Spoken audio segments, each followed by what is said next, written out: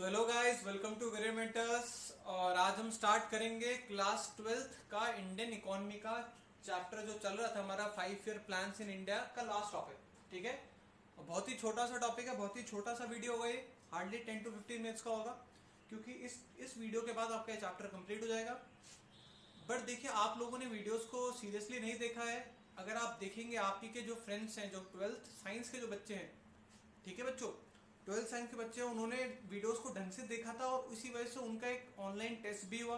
वहां पे उन्होंने एक प्रॉपरली टेस्ट में पार्टिसिपेट भी किया और प्रॉपरली आंसर्स भी दिए। तो ये मैं आपको केमिस्ट्री की बात बता रहा हूँ, 12th साइंस के बारे में बात।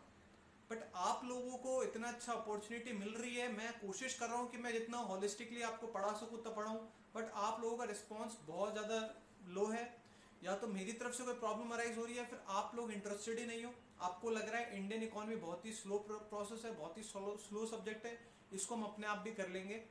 तो बस मैं आपको ये बताना चाह रहा हूँ कि ये गुस्ताखी ना करना, इस भूल में मत रहना कि इंडियन इकोनॉमी बहुत आसान टॉपिक है। ठीक है, क्योंकि मैं आपको भली भांति जानता हूँ, आप लोगों का हिस्ट्री बहुत ही अच्छा है।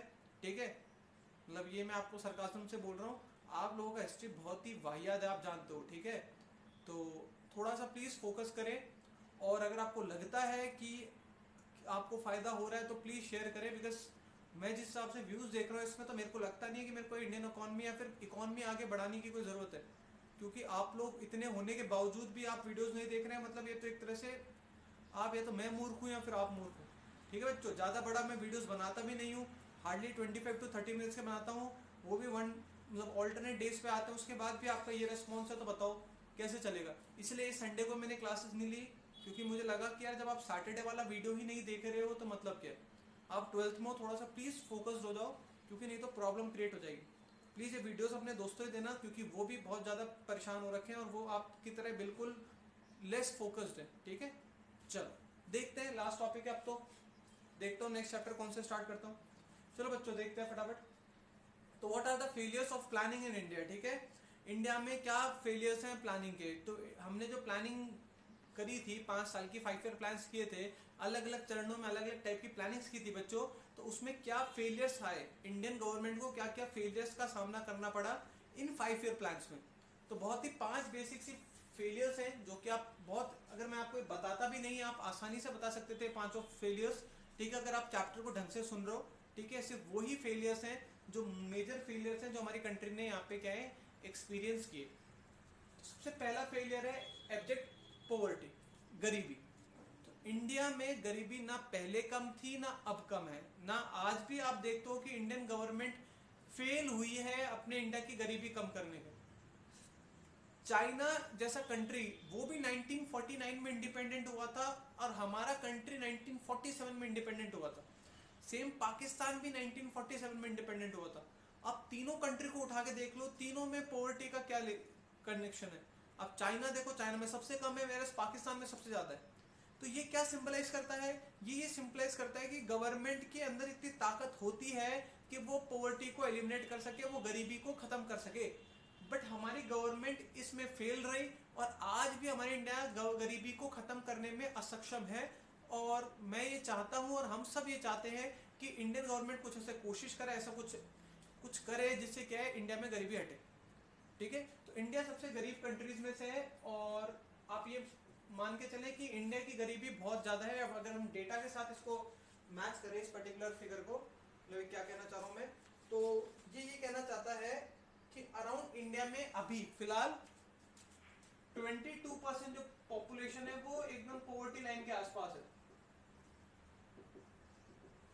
मतलब या तो बिलो पॉवर्टी लाइन में या फिर जस्ट पॉवर्टी लाइन पे ही है। ठीक है, तो 22% अभी भी पॉवर्टी लाइन है, बिलो पॉवर्टी लाइन पे है। मतलब इसका मतलब क्या है, अराउंड 1/5 ऑफ द पॉपुलेशन, हर 5 में से एक आदमी गरीब है हमारे इंडिया में। गरीब मतलब इतना गरीब कि उस पर खाने तक के पैसे नहीं। और अभी देखो कोरोना वायरस का जो क्राइसिस आया है, इसको तो संभालना और मुश्किल हो रहा है हमारी गवर्नमेंट के लिए। तो पॉवर्टी को आप समझ सकते हो कि पॉवर्टी लाइन से कम, अगर 22% हमारी अगर पॉपुलेशन पॉवर्टी लाइन से नीचे है, तो ये सिंपलाइज करता है कि हमारा कंट्री पॉवर्टी को एलिमिनेट करने में फेल हुआ है। पहला पॉइंट क्लियर हुआ। दूसरा point, high rate of inflation. Inflation मतलब बच्चों महंगाई। तो महंगाई बहुत ही तेजी से बढ़ी।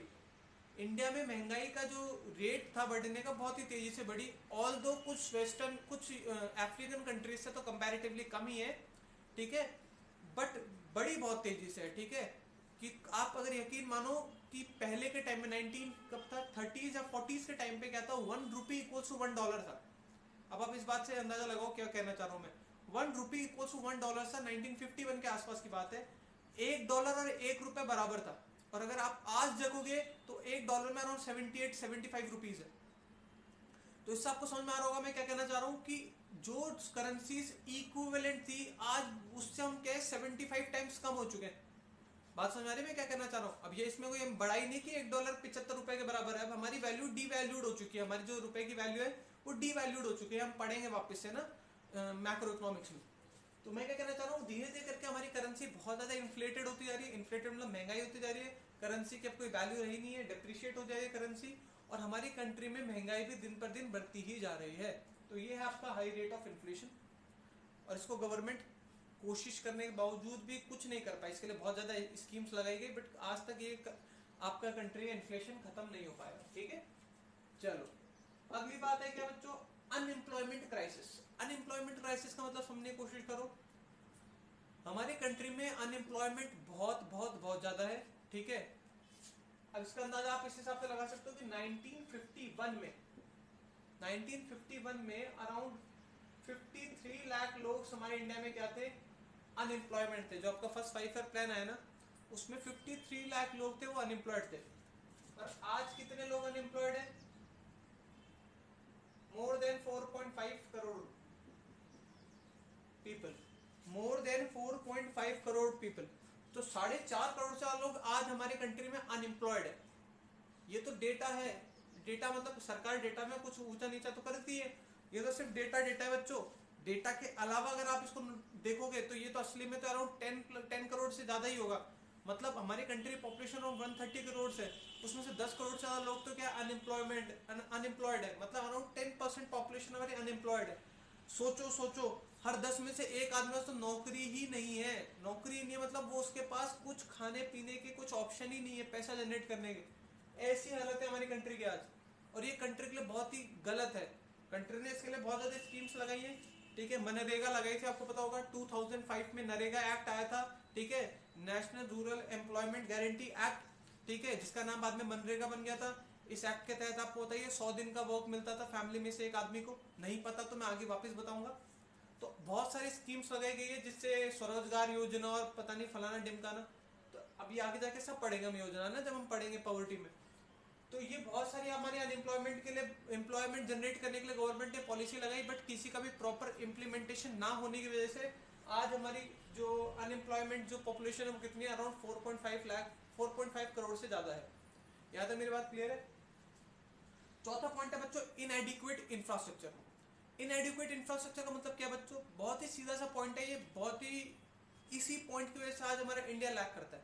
मेरे को एक बात बताओ, आप बोलते हो कि हमें बाद में यूएस में रहना है, या मुझे दुबई जाना है, या मुझे फलाना डिमकाना वाली कंट्री में रहना है। इंडिया खराब कंट्री है।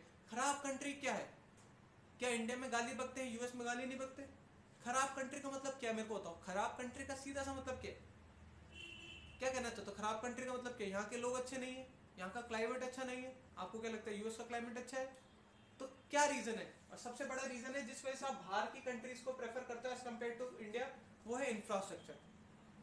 बात क्लियर है? तो फॉरेन की जो वेस्टर्न यूरोपियन कंट्रीज हैं या वेस्टर्न कंट्रीज हैं उनको आप क्यों प्रेफर करते हो? क्योंकि उनका जो इंफ्रास्ट्रक्चर है बहुत ही अप टू डेट है, अनमैच्ड इंफ्रास्ट्रक्चर है।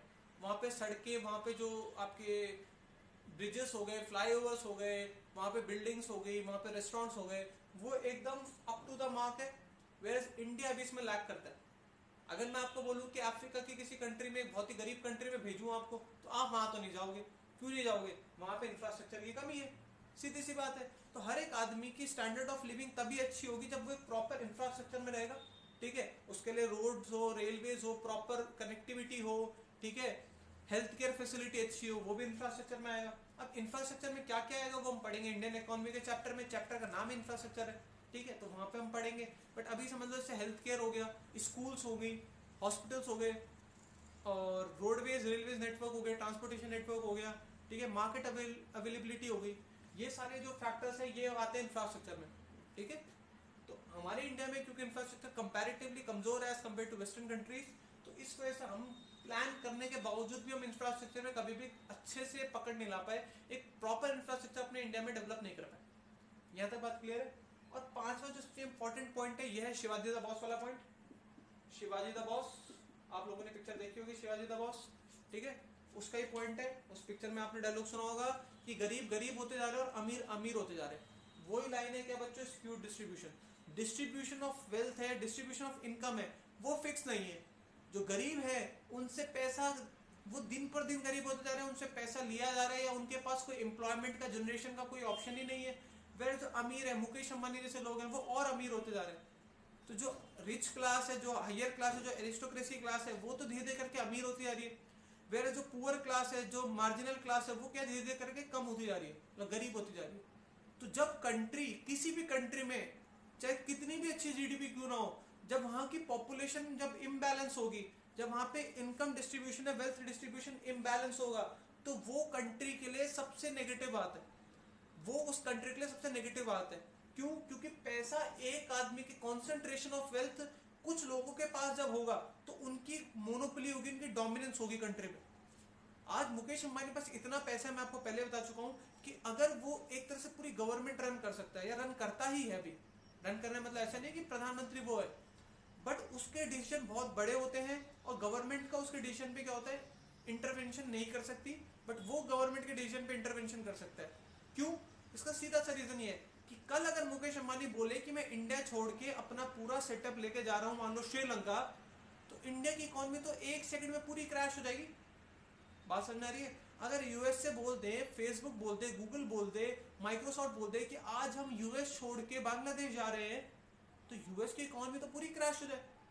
तो क्या मेरी बात आपको समझ में आ रही है? तो जो बड़ी इंडस्ट्रीज होते हैं, बड़ी कंपनीज जो होती हैं, उनके पास इतना वेल्थ होती है, इतना एम्प्लॉयमेंट होता है, सब कुछ इतना होता है कि वो एक उस कंट्री के लिए एक इंपॉर्टेंट रिसोर्स की तरह बिहेव करते हैं। और वो ही इंडिया में हो रहा है, एक स्क्यू डिस्ट्रीब्यूशन हो रहा है, अमीर अमीर होते जा रहे हैं और गरीब गरीब होते जा रहे हैं। ठीक है बच्चों, ये समझ में आ गया? तो ये चैप्टर आपका बच्चों यही खत्म होता है। आई होप आपको ये चैप्टर बहुत अच्छे से समझ में आया होगा।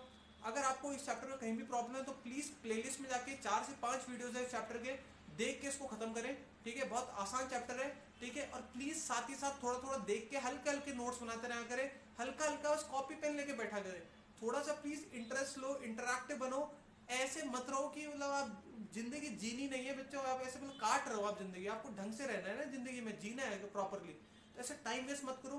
क्राइसिस सबके साथ है, टाइम वेस्ट ना करते हुए फोकस करो अपनी स्टडीज पे, क्योंकि एग्जाम तो मार्च में ही होंगे और आपको मेहनत तो डबल ही करनी पड़ेगी, ठीक है बच्चों।